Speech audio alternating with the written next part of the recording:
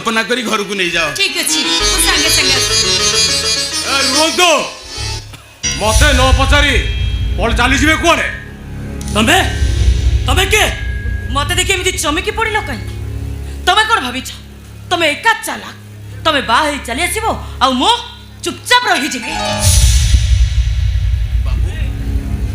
आपण मो घरे कौन हिच बाबू? अरे तमे मते न पचारी तुम भाई की पचार उत्तर मिली जीवो।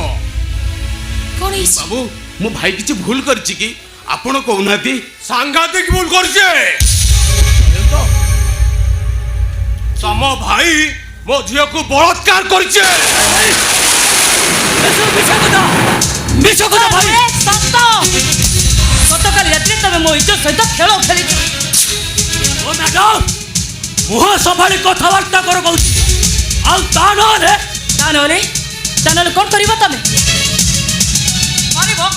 मारिबो मते हेले ता पूर्व तमर टोटल परिवार तम कृति कलापटा देखि सारन। ए देखो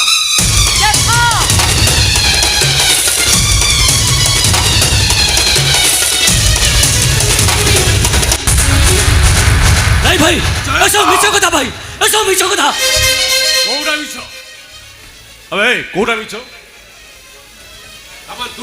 तमा तू कहू मो झियो कहू मिछ मु कहू मिछ हेले जो मोबाइल रेकॉर्डिंग हेछि एइटा कोन मिछ एइटा कोन मिछ अरे जवाब दउनु ठियालु काई कि समान प्रश्न जवाब दे। अरे गोटे झियर जीवन नष्ट कर चला परे आउटे झियर हाथ धरी चलिए चुप किए कर भाई? अरे अरे बेईमान तू मुह देखा मु चाहे ना सरिता कह दियो जो बाटे बाटे आसीला से बाटे बाटे चली जाऊ से सुनंतु तांको मारी देले मु कोन मो इज्जत फेरी आसी ना मोरे कलंकित मुह मु काहा को देखै पारि। से झियर प्रश्नर उत्तर दियो चुपी ठिया छ कहि की को से एबे कोन करिवो? भाउज तमे मते कोन अविश्वास करछो भाउज? तम हाथ रे गढ़ाई दिबा कंढेईटा एमिति भूल काम करिथिबो तमे कोन मते विश्वास करूछो भाउज? से झियो छ कोछि से कोन मिछ कोछि? हां से मिछ कहू तम बड़ भाई आपण किछ कहिबे? सुनो डैडी दोषी तो दोष स्वीकार करने अराजी ताकू बाध्य करबा किछि दरकार नहीं। चल आमे एड चली चल। अरे जीवा तो निश्चय हेले जीवा पूर्व तमानु कहि दे जाउचे तम भाई मो झियर जीवन जेमिति नष्ट करछे मो भी तमर काहा को छाड़ीबिनी मोने चह माने विश्वास तम समस्त के मु बर्बाद कर देबी बर्बाद कांदर भिखारी कर देबे। एबे मु जाउची पुलिस स्टेशन तब भाई ना रे ए पेट देबे देखो तू चैत्य जदि किछि भूल करिछि ताले आमे ताको भूल समाधान करबा को चाहूछु। बाबू को तू कोन कले सब समाधान हेइछिबो? वो भाईटा जदि किछि भूल करिछि सेति पई मु आपन क्षमा मागुची बाबू। बाबू आपण पारुचंती जदि ता पई मते दंड दियंतु आपण को मन शांति हेला जाए आपण मते जोतारे पेटंतु बाबू। जोतारे पिटिले मु कोन मो इज्जत रे फेरी पाइबे ताले कहूछु आमे कोन कले तबे तो मो इज्जत फेरी पाइबो? तबे चाहा कहबा हम तमरो सब कथा रे राजी को आमे कोन करिवो? जो हातरे से मो इज्जत नहीं छते सही हातरे से मो मथारे टोपाई सिंदूर दे पारिबे ना मते जेल हे जाऊ कि फांसी हे जाऊ मु एमिति प्रस्ताव रे राजी हेबिनी मु किंतु ए प्रस्ताव रे राजी। संध्या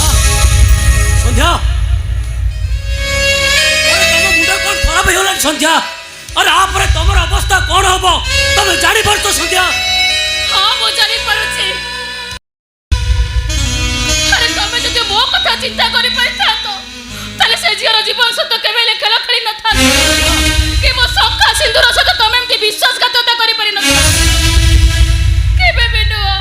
ତାମାନେ ତମେ ମୋତେ ଅବିଶ୍ୱାସ କରୁଛ ସନ୍ଧ୍ୟା? ମୁଁ ତମକୁ ଅବିଶ୍ୱାସ କରିପାରୁନି କି ମୋ ନିଜ ଉପରେ ମୁଁ ବିଶ୍ୱାସ କରିପାରୁନି। ସନ୍ଧ୍ୟା ଆରେ ତୁଣ୍ଡ ବାହିତ ସହସ୍ର କୋଷ ସତରେ ଏକ ମିଛର ହଉ କଥାଟା ଚାରିଆଡ଼େ ପ୍ରକଟ ହେବାକୁ ଲାଗିଲାଣି। ଏବେ ତମେ କୁହ ଏସବୁ ପରେ ଏ ଘର ମାନ ସମ୍ମାନ ଚାଲିଯିବ, ବଡ଼ ଭାଇ ମୁଣ୍ଡ ଟେକି ବାଟ ଚାଲି ପାରିବେନି, ସନ୍ଧ୍ୟା ତାପରେ ବିଚାରରେ ତମକୁ ଜେଲ ହେଇଯିବ। ସନ୍ଧ୍ୟା ଏସବୁ ଦେଖି ମୁଁ କଣ ସହିପାରିବି? ତାମାନେ ତମେ ହଁ, ଏ ଘରକୁ ଆସିଥିଲି ତମ ସହିତ 7 ଜନ୍ମ ପାଇଁ ସାଥୀ ହେଇ ରହିବା ପାଇଁ। ହେଲେ ଆଜି ତମ ମଙ୍ଗଳ ମନାସି ମୁଁ କଣ ଭଲ ବନ୍ଧୁଟିଏ ହେଇପାରିବିନି? ସନ୍ଧ୍ୟା ଦେଖନ୍ତୁ, ଯଦି ମୋ ନିଷ୍ପତ୍ତି ଆପଣମାନଙ୍କୁ ଭୁଲ ଲାଗିଥାଏ ତାହେଲେ ଆପଣମାନେ ମୋତେ କ୍ଷମା କରିଦେବେ ମୋତେ। ସନ୍ଧ୍ୟା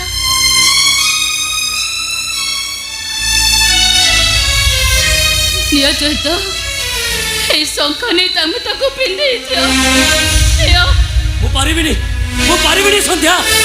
ତମକୁ ମରଣ किए काटे भूल किए पास फसली कहाँ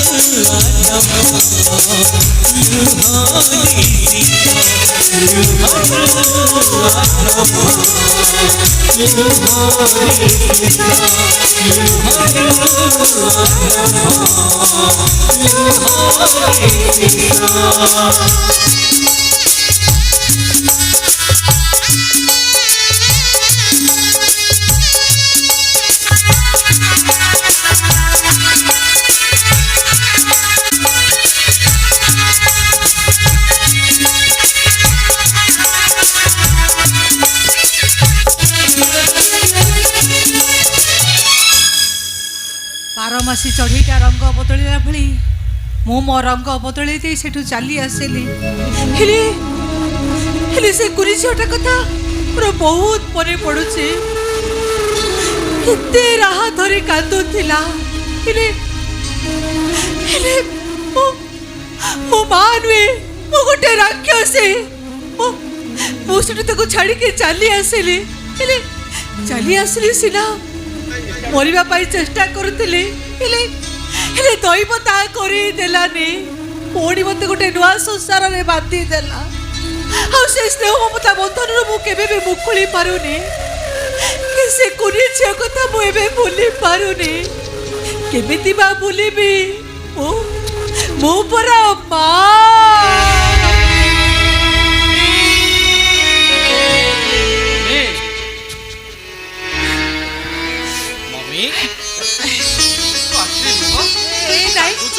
ଆରେ ସେ କିଛି ନୁହଁ, ଏଇ ଆଖିର କଣଠୁ ପଡ଼ିଗଲା ତ ସେଇଥିପାଇଁ। ମମି, ତୁ ମତେ ଯେତେ ଲୁଚେଇଲେ ବି ଲୁଚେଇ ପାରିବୁନି, କାହିଁକି ନା ମୁଁ ଅନେକ ଥର ଦେଖିଛି ତୁ ଘରେ ଲୁଚି ଲୁଚି କାନ୍ଦିବା। କଣ ହେଇଛି ମମି? କଣ ହେଇଛି ତୋର? ଆରେ କହିଲି ପରା କିଛି ନାହିଁ ବୋଲି। କାହିଁକି ତୁ ଏମିତି ବ୍ୟସ୍ତ ହଉଛୁ କହିଲୁ? ମୁଁ କହୁଛି ଶୁଣ, ତୋ ମମିକୁ ରୋଗ ହେଇଛି, ଆଉ ସେଥିପାଇଁ ଦାୟୀ ହଉଛି ତୁ। ମୋ ମମିକି ରୋଗ ହେଇଛି ଅଥଚ ମୁଁ ଜାଣିନି। ହଁ ଡାଡି, ନୂଆ ନୂଆ ନର୍ସିଂ ହୋମ୍ କରିଛି, ନର୍ସିଂ ହୋମ୍ ଟେନସନରେ ମୁଁ ଆପଣମାନଙ୍କର କେୟାର ନେଇପାରୁନି। ତା ବୋଲି ମୋ ମମିର ରୋଗ ହବ ମୁଁ ଜାଣିପାରିବିନି। ତୁ ଜାଣିଲେ ବା କ'ଣ କରିପାରିବୁ? ତୁ କ'ଣ ତା ରୋଗ ଭଲ କରିପାରିବୁ? ଏମିତି ଦୁନିଆରେ କୌଣସି ଡିଜିଜ୍ ନାହିଁ ଯାହାର ପ୍ରତିକାର ନାହିଁ।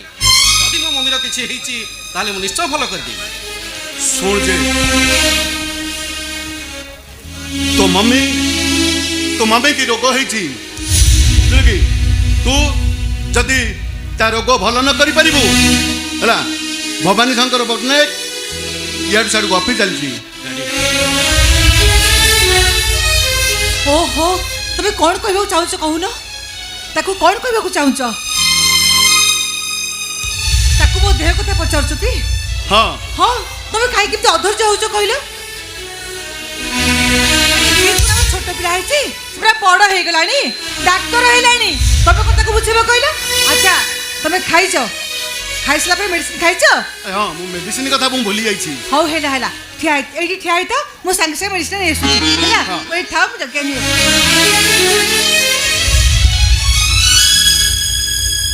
ଯେ ଡାଡି,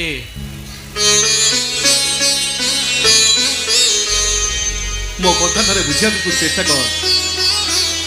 କାହିଁକି ତୋ ଦାଦି ଭବାନୀ ଶଙ୍କର ପଟ୍ଟନାୟକ ସ୍ୱାସ୍ଥ୍ୟ ଦିନକୁ ଦିନ ଖରାପ ହେବାକୁ ବସିଛି। ବ୍ଲଡ୍ ପ୍ରେସର ବଢ଼ିଯାଇଛି, ଆଉ ଯଦି ସେ ତା ମୁଣ୍ଡକୁ ବ୍ଲଡ୍ ପ୍ରେସର ବଢ଼ିଯାଏ ତା ଅବସ୍ଥା କ'ଣ ହେବ? ପିଲାଦିନ ମୁଁ ମନ୍ଦିର କାହିଁକି ଯାଇନି ଜାଣିଛନ୍ତି ଆପଣ? କାହିଁକି ନା ମନ୍ଦିରରେ ନିର୍ଜୀବ ଠାକୁର ପୂଜା ପାଆନ୍ତି, ଆଉ ଆମର ଏଇ ମନ୍ଦିରରେ ମୋର ଚଳନ୍ତି ଠାକୁର ମୋ ମମି ଆଉ ଡାଡି। ଆଜି ଯଦି ମୋ ବଡ଼ ଠାକୁରଙ୍କର କିଛି ହେଇଯାଏ ତାହେଲେ ମନ୍ଦିର ଶୂନ୍ୟ ହେଇଯିବ, ଆଉ ଏ ମନ୍ଦିର ଶୂନ୍ୟ ହେଇଗଲେ ମୁଁ ବଞ୍ଚିପାରିବିନି। ତୁ ଯଦି ତୋ ବଡ଼ ଠାକୁରଙ୍କୁ ଏତେ ଭଲ ପାଉଛୁ ତାହେଲେ ତୁ ଦେଇପାରିବୁ? ମୋ ଜବାବ ତୁ ଦେଇପାରିବୁ? ମୁଁ ଯାହା ମାଗୁଛି ତୁ ତା ପୂରଣ କରିପାରିବୁ? ପିତା ଧର୍ମ, ପିତା ସ୍ୱର୍ଗ, ପିତା ହିଁ ପରମ ତପ।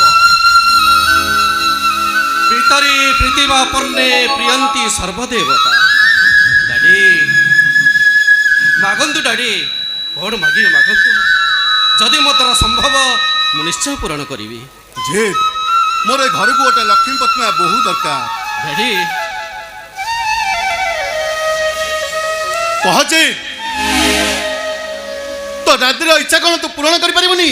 ପାରିବି ଡାଡ୍, ନିଶ୍ଚୟ ପାରିବି।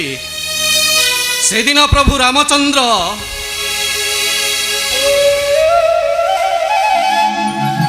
ପିତୃ ସତ୍ୟ ପାଳି 14 ବର୍ଷ ବନବାସ ଯାଇଥିଲେ, ଆଉ ଆଜି ମୋ ଡାଡିଙ୍କ ଇଚ୍ଛାକୁ କ'ଣ ମୁଁ ପୂରଣ କରିପାରିବିନି? ଡାଡି, ଏଇଟା ପରା ମୋ ପାଇଁ ଅଗ୍ନି ପରୀକ୍ଷା। ସେରକ ପୁରିଲା, ମାଣକ ପୁରିଲା, ଉଠରେ ଉଠରେ ପୋତା, ତରୁ ଡାଳେ ବସି ବାହୁନି କାନ୍ଦନ୍ତି କପତର ପିତା ମାତା। ଏ ଜି ତୁ ଏ କ'ଣ କହୁଛୁ? ମୁଁ କିଛି ବୁଝିପାରୁନି। ଡାଡି ଆମର କିଛି ବୁଝିବା ଦରକାର ନାହିଁ, ଏଇ ନେ ନା ମେଡିସିନ କାଢିଅ।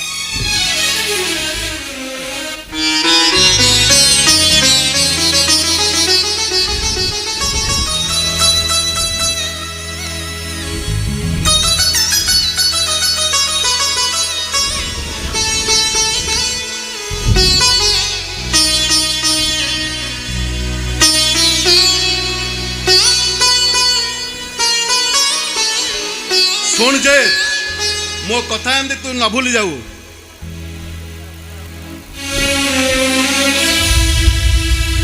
ମୋ କଥା ଯେମିତି ତୁ ନ ଭୁଲି ଯାଉ। ମୁଁ ଆସିଛି। ଠିକ ଅଛି।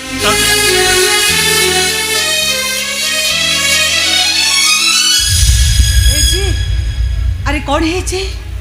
ତୋ କଥା କାହିଁ ମୋତେ ଅଲଗା ଅଲଗା ଲାଗୁଛି। ତମ ବାପ ପୁଅଙ୍କ କଥା ମୁଁ ଭିତରେ ଥାଇ ସବୁ ଶୁଣିଛି। ଆରେ କ'ଣ ହେଇଛି କହ ଜି, ଆରେ କହ। ତୁ କାହିଁ ବ୍ୟସ୍ତ ହଉଛୁ କହିଲୁ? ମୋର କିଛି ହେଇନି। ଏ ଜି, আরে কেমিতি ব্যস্ত হবনি কহিলু কৌ মা কোণ কেবে তা পিলাঙ্কর অমঙ্গল চিন্তা করে মমি হেজি আরে কহ তোর কোন হেজি নাই মমি ମୁଁ ତତେ ସେ କଥା କହିପାରିବିନି ଆରେ- କେବେ ବି କହିପାରିବିନି আরে তোতে কহিবাকু হব জি তোতে কহিবাকু হব হেজি তো কথা কেহি ন জানিলে বি মু ঠিক জানিছি রে মমি। হেজি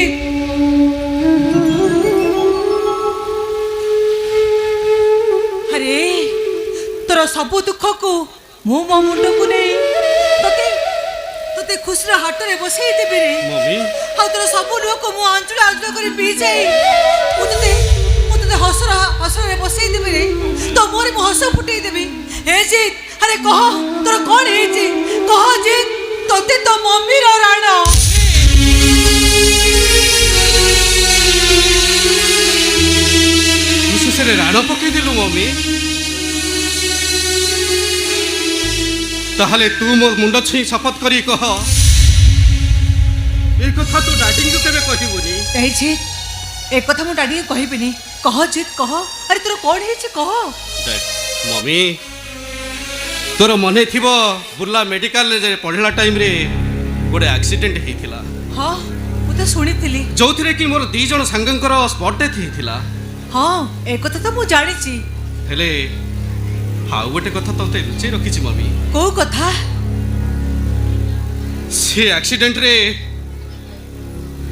ସେ ଆକ୍ସିଡେଣ୍ଟରେ ମୁଁ ମୋର ପୁରୁଷତ୍ୱ ହରେଇ ଦେଇଛି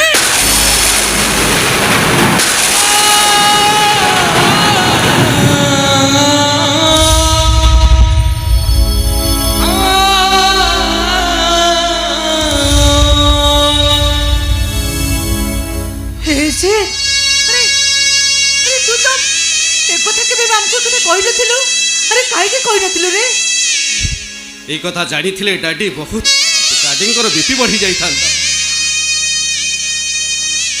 ଆଉ ତୁ ବହୁତ କାନ୍ଦିଥାନ୍ତୁ ସେଇଥିଲାଗି ମୋତେ ଟ୍ରିଟମେଣ୍ଟ କରୁଥିବା ଡକ୍ଟରକୁ ମନା କରିଥିଲେ ଏ କଥା ଜଣାଇବା ପାଇଁ ହେଇଛି ଆରେ ଆରେ ତୋ ମୋର ଏ କଥା ଶୁଣି ସାରିଲା ପରେ ମୋ ପାଦ ତଳୁ ମାଟି ଖସି ଯାଉଛି ରେ ମମି ଆରେ କୋଉ ମା ମୋର ଏମିତି ଅବସ୍ଥା ଦେଖି କୋଉ ମା ଧୈର୍ଯ୍ୟ ଧରି ରହିବ ମୋ ସତ କହୁଛି ଯେ ମୁଁ ମରିଯିବି ରେ ଯେ ମରିଯିବି ମମି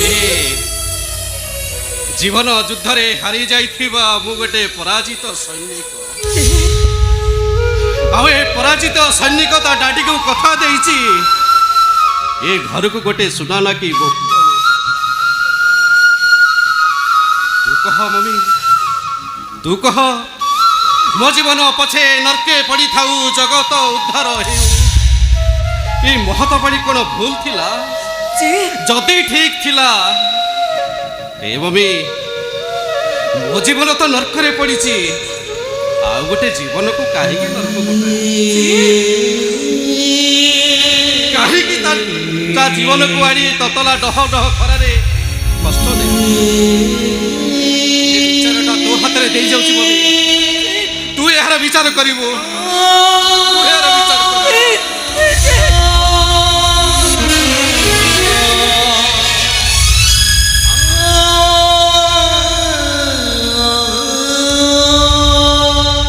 কি বিচার করিবে রে